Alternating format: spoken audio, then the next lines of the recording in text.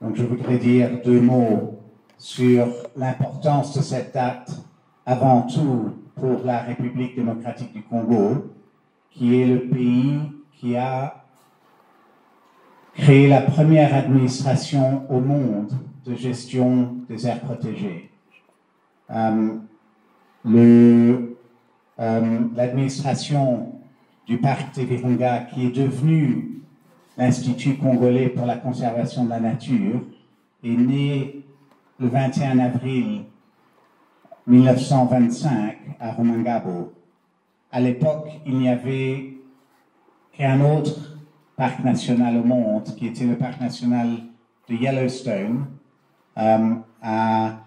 aux États-Unis, qui, elle, était gérée par l'armée et non pas par une administration de la conservation de la nature. Et donc, on peut dire que la profession qui est la mienne, qui est cette profession de gestion des aires protégées, de conservation de la nature, est née ici, en RDC. Elle est née au Nord Kivu. Et donc ça, c'est un point de fierté aujourd'hui où la gestion, la protection de la nature est devenue un des piliers mondiaux, des priorités pour l'humanité. Donc on ne doit pas l'oublier. Évidemment, nous aimerions mettre l'accent sur ce qui a été accompli ici au Congo, qui devrait être une fierté nationale, une fierté mondiale.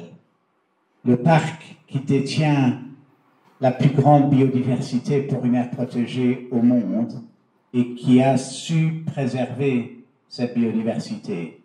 Ce n'est pas rien et ça s'est réalisé dans un contexte exceptionnellement difficile.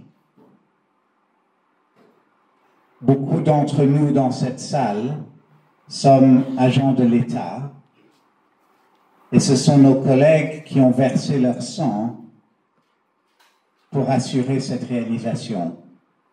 Tout comme c'est le parc le plus important du monde, c'est aussi le parc qui a connu le plus grand sacrifice au monde. Il y a peu de services qui se sont tant donnés à cet effort que cette institution congolaise et leurs partenaires parmi les autres agences de l'État congolais.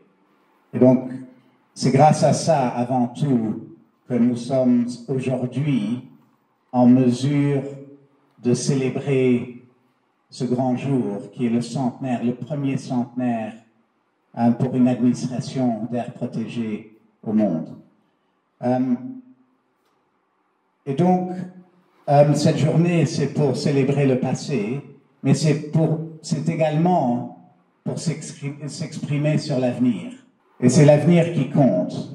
La période que nous vivons aujourd'hui est une période exceptionnellement difficile, mais c'est également la période que nous regarderons et que nos enfants regarderont comme la période où nous avons fait face à des obstacles exceptionnels et nous avons réussi. Et donc c'est l'avenir qui compte.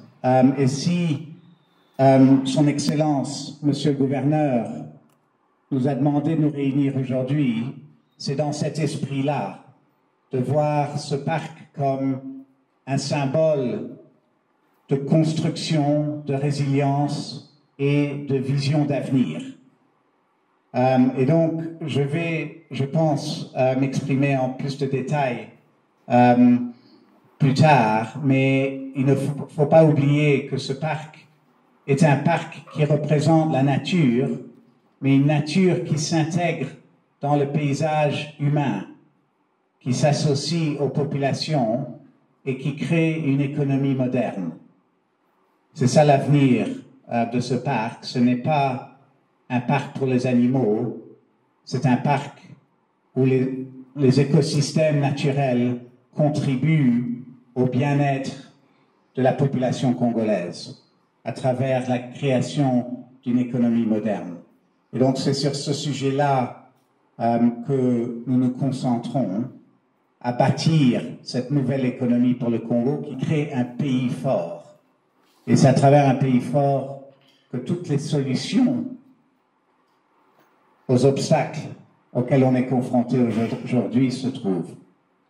Donc, votre présence est pour nous un énorme encouragement, ce qui a été évident sur l'effort des 20 dernières années. Et ce qui est devenu très clair, c'est que ce parc ne peut pas survivre sans vous, sans ceux qui vivent autour, et en particulier ceux comme vous, dans vos différentes fonctions et responsabilités, qui représentez cette population si dynamique, si créative, et dans laquelle on peut trouver toutes les solutions. Donc, je me permets de laisser mon discours à ces derniers mots, et je vous remercie infiniment de votre présence aujourd'hui.